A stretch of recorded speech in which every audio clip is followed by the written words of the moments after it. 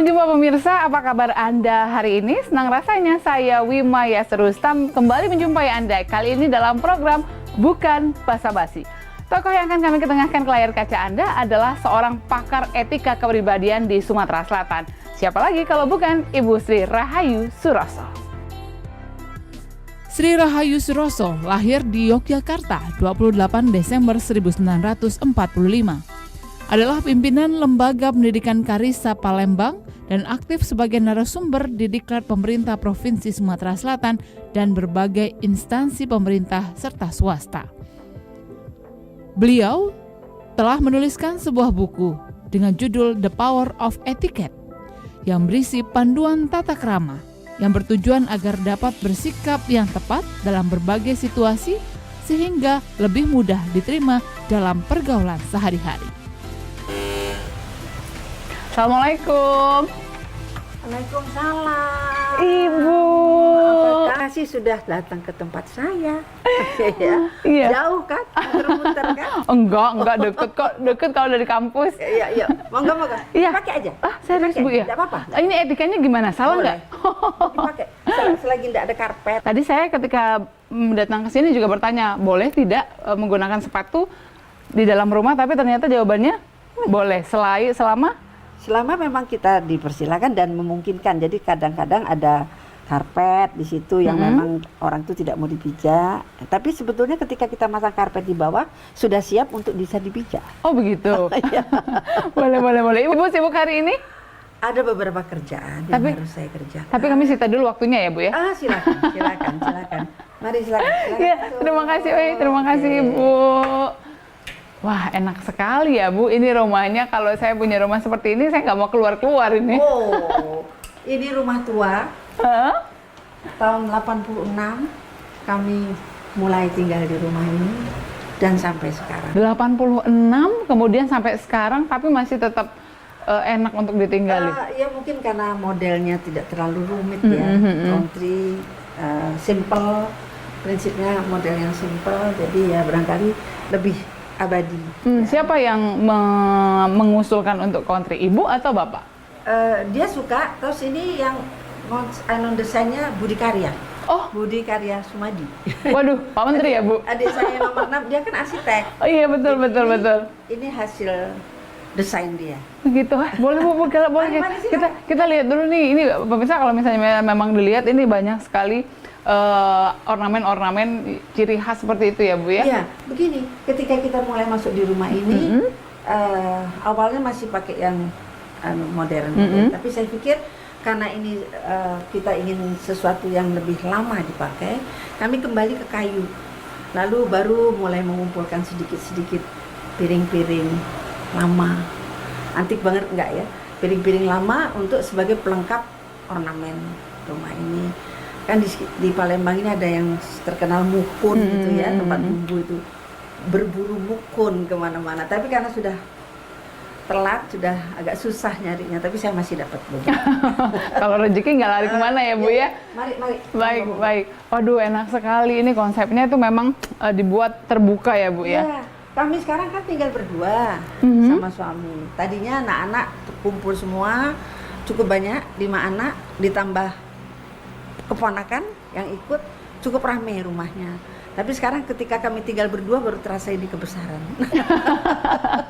Wah, ini saya lihat ada apa ya, foto-foto ini cucu semua, Ibu? Ya, cucu, anak-anak, cucu, itu cucu menantu, lalu ini foto keluarga. Ini mengekspresikan keluarga besar kami. Dan biasanya karena masing-masing sibuk, yang kadang-kadang saya sendiri juga punya, ya masih tetap kesibukan. Minggu pagi baru kumpul semua, kumpul untuk sarapan. Itu satu waktu yang paling berharga. Mari Mbak Wima. Oh iya, terima kasih Bu. Aduh, enak sekali bagian belakang rumahnya ya Bu. Ya. Kami biasanya sarapan di sini kalau pagi, tinggal berdua kan. Sudah sarapan di sini. Dan kebetulan kita suka tanaman, bunga maupun buah-buahan. Jadi ini macam-macam bunga, biasanya bunganya bunga yang enteng-enteng kok. Kayak bunga sepatu, itu kita punya belasan warna.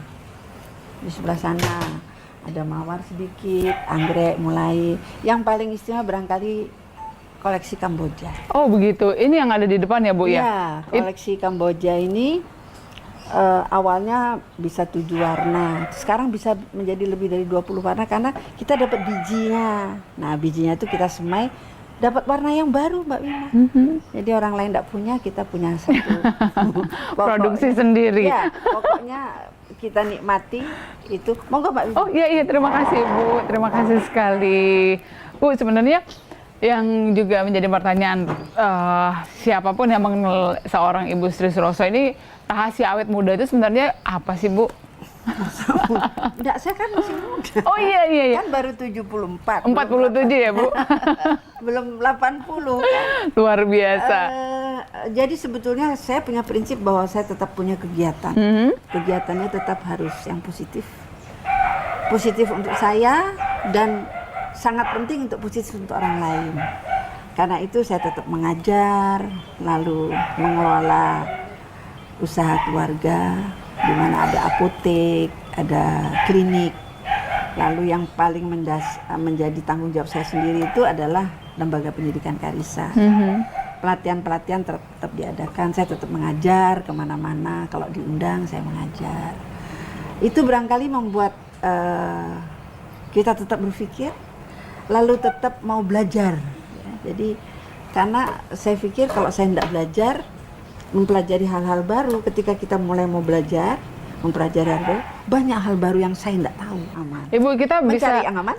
bisa bergeser itu ke sebelah kiri, tampaknya menarik juga kalau misalnya punya pekarangan seluas ini, kemudian dipelihara dengan baik ya Bu ya. Wah Ibu, ini ada ikan juga ya Bu? Iya, seneng kan lihat ikan. Ini ada beberapa ikannya, ikan nggak perlu yang pakai pompa, itu pompa mati, dia mati juga kan. Ini sekarang kita model alami aja. Ini gurame, katanya gurame albino. Kita bergeser Ibu, ini banyak sekali ya Bu ya, banyak sekali apa sih macam tanaman, ragam. Kapan lagi Ibu ngurusinnya? Soalnya kan banyak banget aktivitas Bapak juga dari pagi. Mas itu kalau jam pagi, jam 6 itu sudah keluar untuk Pak kebun. Lalu saya punya berapa anak-anak yang bantu kebun saya. Sebetulnya dia yang punya nama itu. Saya bagian ngomel, bagian cari bibit ya.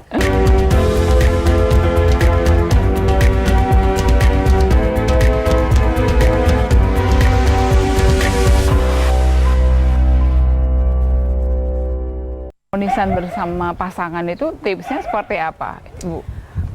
Kita makin tua, kalau perempuan itu biasanya lebih mengalah. Karena pria tuh makin cerewet biasanya. Oh begitu ya Bu ya? Oh ini harus diwaspadai ya? Waspadalah. Waspada. Dia makin detail, makin rewel biasa. Tapi saya tanya sama teman, apa suami saya yang rewel aja ya? Semuanya rewel. Jadi kalau kita sekarang wanita lebih sudahlah, selagi itu masih tidak terlalu jauh dari prinsip-prinsip yang kita pikirkan. Nah, kalau memang jauh kita ngomong gimana kalau gini ya, supaya artinya pendapat saya masuk, dia tidak merasa terlalu ditentang. Jadi selagi ini gini loh, mereng dikit saja saya sudah suka, dia tidak merasa terganggu gitu loh. Jadi nanti makin tua makin cerewet, tanya aja sama orang tua-tua. Jadi win-win solution seperti itu ya Bu ya. Terus kalau misalnya ketemu Ibu di jalan sama Bapak kan sering bergandengan tangan berdua, itu gimana ya Bu? Biasanya dia tuh karena takut saya masuk toko. Jadi harus dijaga begitu ya Bu ya? Nah, kalau jalan itu dia selalu, kalau saya lepas selalu diambilnya tangan saya di tangannya. Jadi guyonan saya, orang-orang selalu tanya apa itu? Karena takut belok ke toko. Nanti jadi konsumtif. Ya dia merasa bahwa saya kan sudah tua, jadi takut kesandung kali ya. Dan dia memang kalau saya jalan, saya lepas aja, diambil tangan saya, dimasukkannya lagi. Oh begitu, aduh romantis sekali. Itu harus didengarkan oleh pemirsa sekalian. Jalan, kalau di guyonan ya saya bilang takut masuk toko, masuk toko celaka itu. Tapi itu kebiasaan memang sudah dari muda? Dari dulu, dari dulu. Artinya kita tidak membuat, ada orang-orang tertentu yang merasa tidak nyaman mengekspos, ya, mengekspos kedekatan, ya. juga dari latar belakang keluarga, latar belakang apa ya. Kadang-kadang ada yang tidak suka dia pikir kalau dia jalan aja, istrinya jalan aja kan dia punya kaki. Iya. Ya. Kalau saya ditinggal jalan begitu saya sembunyi. Nanti dia cari-cari. Karena itu dia cari-cari, mana ya mama? Saya ada di sini, saya bilang. Papa mau kemana ke sana? Guyonan kami. Sejak itu dia selalu ambil tangan saya, pegang supaya saya nggak sembunyi lagi. Romantis sekali. Tapi saya pikir itu adalah ekspresi kebersamaan. Memang kalau untuk orang-orang seumur saya barangkali jarang ya yang kecuali sudah betul-betul jumpo. Butuh pegangan. Tapi alhamdulillah itu bisa kita lakukan dengan ya, tidak saling terganggu. Justru memang semua orang bilang itu loh yang selalu gandengan, dibilang suami saya kalau saya gandeng tangan saya digigit-gigitin. Oh jangan saya punya suami yang suka nampak. Ya alhamdulillah itu bermanfaat juga. Bermanfaat. Ya karena kita masing-masing sibuk. Jadi ada waktunya barangkali hari-hari tertentu ya, Sabtu Minggu baru kita punya waktu sama-sama. Baik, Ibu, ini kan jadwal Ibu padat. Setelah ini Ibu akan ke?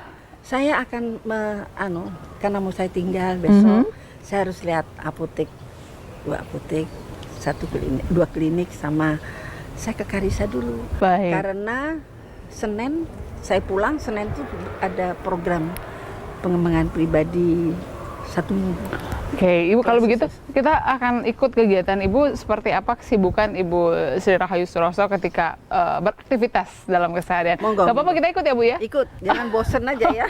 Oke, ayo. Baik. Mari.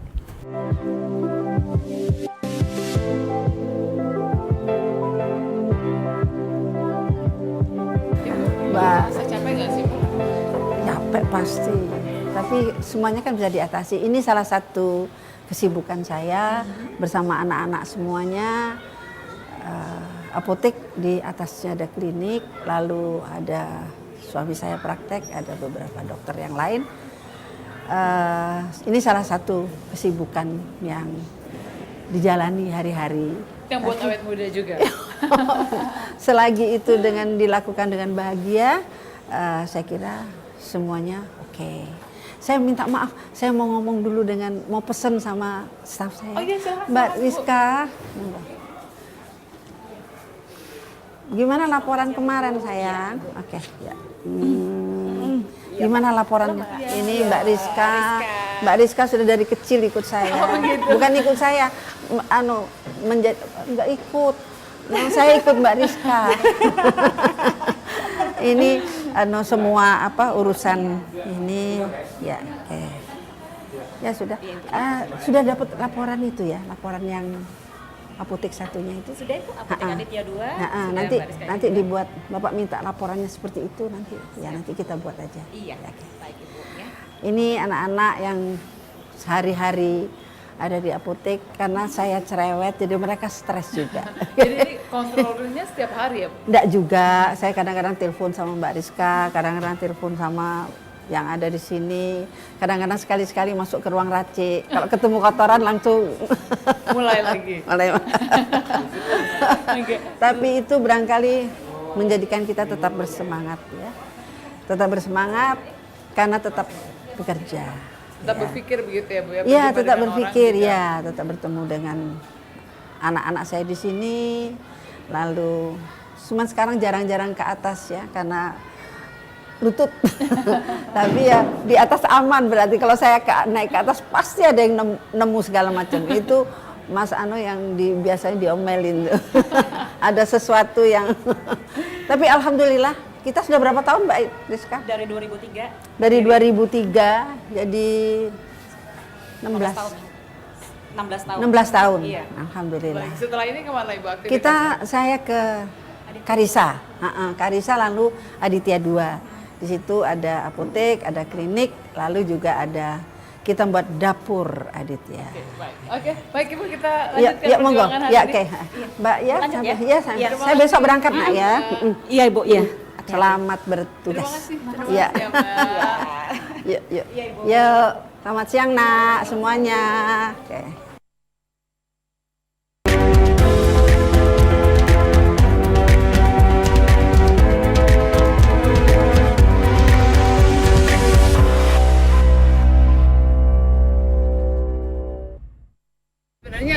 keinginan seorang Ibu Sri Rahayu Suroso yang sampai saat ini belum tercapai itu ada nggak, Bu? Pasti ada.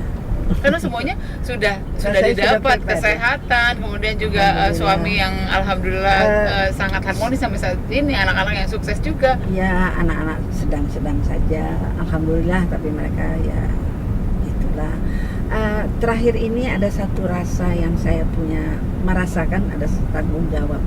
Mbak mungkin lihat, sering saya posting, saya pakai kain, ya, saya pakai kain kebaya. Nah itu sekarang ingin menjadi estafet untuk merangsang, untuk mengajak orang semuanya kembali berkebaya. Sekarang saya kalau mengajar selalu pakai kebaya. Yang belum saya dapatkan sekarang adalah kemajuan perempuan yang sadar bahwa mereka itu bisa berperan besar dalam membangun negara. Ini Mbak Wilma, bukan kantor, tempat saya.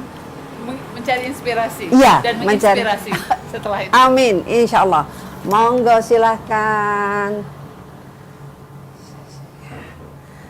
Silahkan Mak. Ayo kita duduk, kantornya Ini kecil. banyak juga ya, Ibu ya, punya penghargaan Ini- selama mengajar.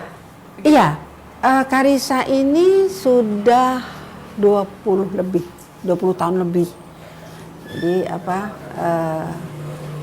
saya membuat satu yayasan untuk menunjang keberadaan ini. Karena kalau tidak ada yayasan nanti kadang-kadang ada masalah-masalah. Iya. Jadi pakai yayasan itu saya buat 25 tahun yang lalu. Ya pelan-pelan, ada meja kecil, lemari buku kecil. Karena saya katakan tadi, saya berusaha untuk terus belajar. Karena sebetulnya latar belakang pendidikan saya tidak terlalu cukup. Mari Mbak, ini tempat kami biasa mengolah materi. Ada Mbak Inka, ada Mas Bimo, yang selain dosen di UNSI juga bantu-bantu membuka wawasan saya karena dia mungkin materinya lebih bagus. Jadi saya belajar dengan anak. Jadi untuk menggerakkan di sini kita bertiga. Eksis tidak kita ya? Eksis. Eksis. Ya mungkin kita akan bergeser ke sini, Ibu. Iya, monggo. Kalau melihat saat ini perkembangan etika dan juga kepribadian perempuan ini menurut Ibu seperti apa? Ya memang kalau saya salah kok bilang tidak terlalu menggembirakan. Tapi artinya untuk saat ini sudah ada keinginan untuk mau belajar dan mau tahu bahwa belajar mengenai itu penting, ya. Mengenai tata krama, mengenai public speaking, lalu pengembangan diri, lalu mengenai beberapa macam etiket seperti table manner dan sebagainya. Sudah merasa bahwa itu dibutuhkan. Nah, itu sudah agak melegakan hati mereka mau belajar. Jadi ketika mengharapkan mereka mau belajar itu bukan hal yang mudah, Mbak. Karena pada dasarnya kadang-kadang orang mikir, ngapain sih mesti khusus pengembangan diri? Jadi awalnya nggak terlalu antusias untuk itu. Tapi saya sampaikan bahwa ketika kita tampil dengan tata cara yang betul, tampilan fisik yang tepat, ya, saya katakan bukan mesti mahal, tapi tepat pada saatnya berpenampilan seperti apa. Baik. Itu barangkali sudah cukup. Sekarang juga sudah mulai memberikan perhatian ke situ. Iya, dalam buku Ibu juga disebutkan bahwa kalau misalnya seseorang punya etika itu akan lebih mudah untuk diterima dalam pergaulan ya, Bu ya. Lebih mudah, punya nilai tawar diri kan. Karena ketika dia melakukan sesuatu itu ada EQ ya yang pengetahuan itu 17%, lalu sikap itu adalah 85%. Jadi sebetulnya jangan main-main soal sikap. Jadi di tempat saya ini ada fresh graduate, anak-anak yang baru lulus, sengaja kursus sebelum dia masukkan lamaran. Dan ketika saya pantau, mereka tuh rata-rata berhasil. Kalau sudah mereka bisa menembus ke wawancara, ya. Iya. Wawancara itu adalah dirinya kan, ketika lain-lain administrasi dan sebagainya itu kan ya soal angka-angka dan sebagainya itu. Tapi kalau begitu wawancara, justru dirinya sendiri yang memang sangat berperan untuk seperti apa. Baik. Iya. Ibu, di belakang kita ada buku-buku yang paling favorit dan paling inspirasi seorang Ibu Sri Rahayu Suroso. Apa? Yang mana, Ibu? Banyak. Saya sengaja kan buku-buku etiket begini enggak banyak di tempat jadi sengaja saya selalu mencari buku. Kadang-kadang kata Mas, berat banget bukumu ini. Buku-buku seperti ini yang menjadi dasar penulisan supaya apa yang kita sampaikan itu, ya, ini ada etiket kan. Jadi yang buku begini nih di kita masih Jarang sekali. jarang. Walaupun ada juga tentunya basic penulisnya sepertinya masih kurang mumpuni seperti itu Iya. ya, Bu ya. Jadi mungkin masih ada dari Bu Min Uno, ada buku. Bu Min Uno lah membuat buku-buku soal etiket. Kalau bisa dilihat ketika saya maju bahan percetakan untuk Gramedia, saya majukan itu, saya kan dibantu teman-teman dari Tribun. Kompas Tribun. Jadi ketika saya majukan, mereka sudah tidak ngomong apa-apa. Mereka lihat langsung, ya oke. Padahal buku-buku lain mungkin ada yang cerita sampai beberapa kali harus revisi, ya, harus berapa kali datang lagi dilihat. Tapi untuk itu alhamdulillah. Baik, Ibu, apa yang ingin disampaikan kepada pemirsa di rumah tentunya untuk bisa menjadi pribadi yang lebih baik lagi tentunya dengan menggunakan mengoptimalkan apa yang mereka miliki agar diterima dalam pergaulan seperti apa? Sebetulnya yang penting jadilah dirimu sendiri. Tidak usah meniru jadi orang seperti apa yang lain. Menjadi diri tentu explore hal-hal yang positif. Menjadi diri sendiri kita harus juga koreksi diri kita sendiri. Hal-hal positif untuk positif itu kita harus menilai, ya. Menilai diri kita sendiri. Apakah kita itu positif negatif itu barangkali tetap ada penilaian dari orang lain. Apakah ketika kita berinteraksi dengan orang lain tidak menjadikan satu friksi, itu kan satu nilai diri kita yang kita dapatkan dari penilaian orang lain. Jadi jangan alergi dengan saran dan kritik. Ya. Jadi tetap mau belajar. Ya. Jadi kadang-kadang Mbak tanya, kenapa kok tetap energi tampil muda? Karena punya semangat untuk itu. Nah, tetap juga jaga penampilan, ya. jangan karena saya terkenal dari orang yang selalu bilang saya tidak pernah punya daster di rumah. Karena biarpun di rumah juga ya saya usahakan tetap Dress up. Ya bukan ekstrim dress up, ya, masih pantas untuk bisa dilihat, masih pantas untuk menemui tamu, kadang-kadang mendadak datang kan. Kalau dandan sih memang dari hari-hari begitu bangun tidur dandan sudah seperti ini. Baik, jadi ada satu hal yang bisa kita ambil dari seorang Ibu Sri Suroso adalah harus tetap melakukan aktivitas yang disuka, kemudian juga yang suka dan positif, kemudian juga mau menerima saran dari orang lain. Ya, Dan yang penting ini adalah disayang suami ya Bu ya. Amin. Mari Mbak. Jadi memang cantik itu perlu ya Bu ya, perlu sekali. Ya, harus perlu perawatan. Lalu yang penting ada kesadaran kita bahwa kita perlu merawat. Kadang-kadang orang tidak merasa perlu merawat, sudah adanya, tapi merawat itu. Ini anak-anak saya yang di sini kerja keras, ya. Kerja keras dan alhamdulillah semuanya masyarakat bisa menerima dari sisi pendidikan, dari sisi pelayanan kesehatan. Pelayanan kesehatan ini adalah untuk melengkapi sebetulnya kegiatan dari suami dan dua anak. Baik. Lalu karena ada anak kesehatan kita harus ada apotek yang melengkapi. Lalu sekarang merambah dunia baru, dunia kuliner, tapi dibantu yang lain untuk icip-icip dan mengundangkan telunjuk. Ibu, tapi ngomong-ngomong terima kasih sekali loh Bu sudah meluangkan waktunya hari ini, 30 menit sudah kita mengikuti keseharian seorang Ibu Sri Suroso yang kita tahu jadwalnya padat sekali seperti itu. Ini hanya intern ya, di luar itu kan saya harus mengajar. Alhamdulillah tetap bersemangat untuk memberikan materi pada ceramah maupun khusus-khusus. Baik. Ditambah itu lagi ya lumayan. Baik, tentunya semangat dari seorang Ibu Sri Suroso itu akan diharapkan bisa membangkitkan motivasi juga kepada, kepada khususnya perempuan ini pemirsa yang menyaksikan kita agar lebih semangat memotivasi diri menjadi seorang perempuan yang seutuhnya, tidak hanya pendamping pasangan, pendamping suami, tetapi juga mitra. Terima kasih sekali Ibu Sri Suroso, terima kasih untuk Anda pemirsa yang sudah menyaksikan acara kami di Bukan Basa Basi. Kita akan kembali berjumpa di Kamis mendatang tepat pukul 8.30 waktu Indonesia Barat, tentunya hanya di TVRI Sumatera Selatan. Sampai jumpa Ibu, terima kasih banyak ya Ibu ya. Sama-sama.